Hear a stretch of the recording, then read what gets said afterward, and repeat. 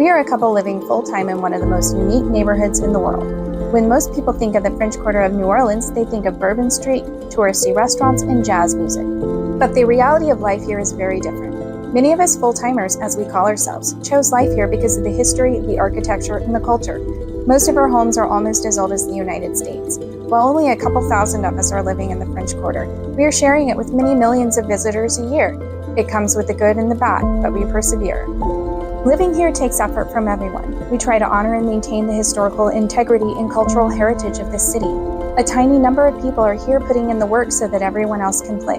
We wanted to share a glimpse into our lives as French Quarter citizens, to show people that the French Quarter can once again live and thrive as a working neighborhood, not simply a tourist zone.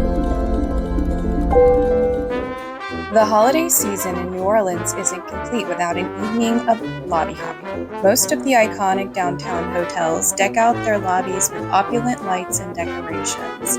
The hotel bars unveil special cocktail menus, and people flock from all over to get their holiday photos against the sparkling backdrops. We began our evening with a stop at the Roosevelt Hotel, a beautifully restored vintage hotel that opened in 1893 and is famous for the Sazerac bar. Each year, they are also renowned for their fairy forest of holiday lights and chandeliers.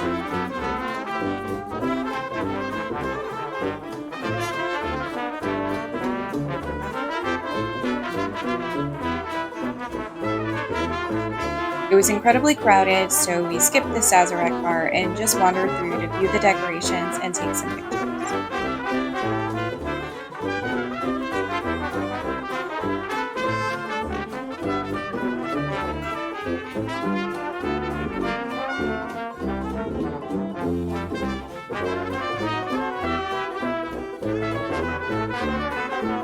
Next up, we hopped across the street to visit the Ritz-Carlton Hotel. On the street level, they had a pretty display of trees and a gingerbread steamboat.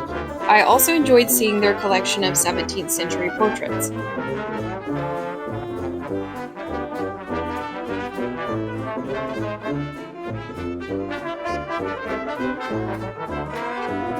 We then headed upstairs to the main lobby, where we were greeted by a beautiful canopy of lights and colored ornaments.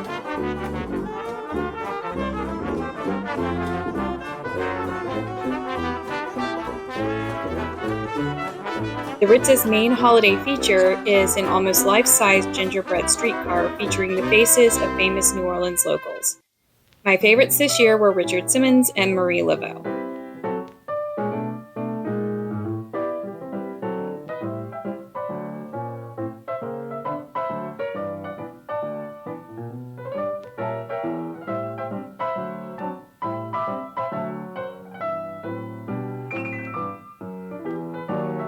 We then stepped over to the Mr. Bingle Bar, named for the favorite holiday mascot of the Maison Blanche department store.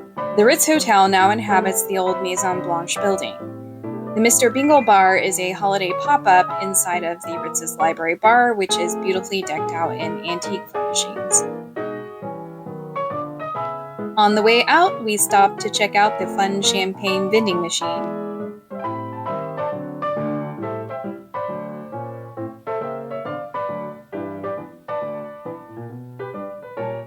After that, we walked a couple of blocks over to the Hotel Monteleone and their famous carousel bar.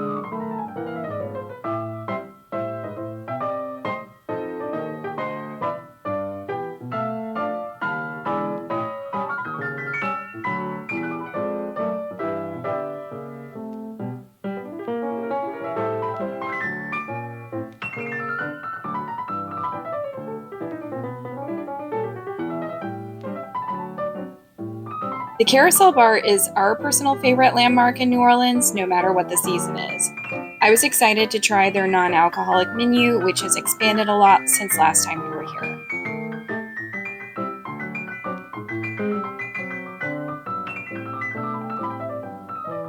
I had the Lyris Daisy, which was a little bit like a non-alcoholic margarita. The cocoa bitters really added an interesting note to the flavors.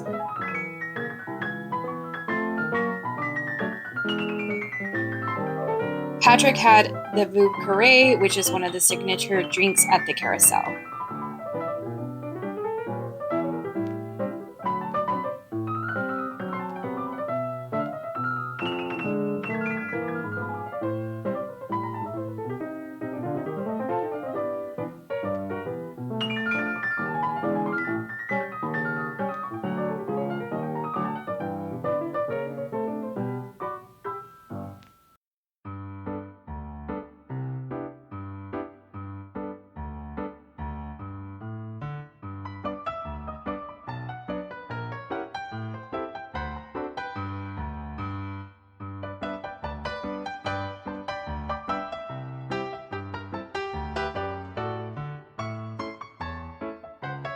Our last stop of the evening was Latitude 29 for their Sippin' Santa holiday event.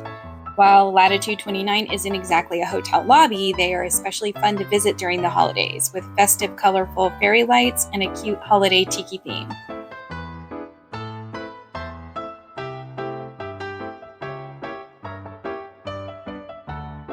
Patrick got a sugar plum Mai Tai in the cutest shark mug, and I had the non-alcoholic pina colada. One of my favorite things about Latitude 29 is that you can buy the mugs that the drinks are served in, and so of course we had to buy the shark mug.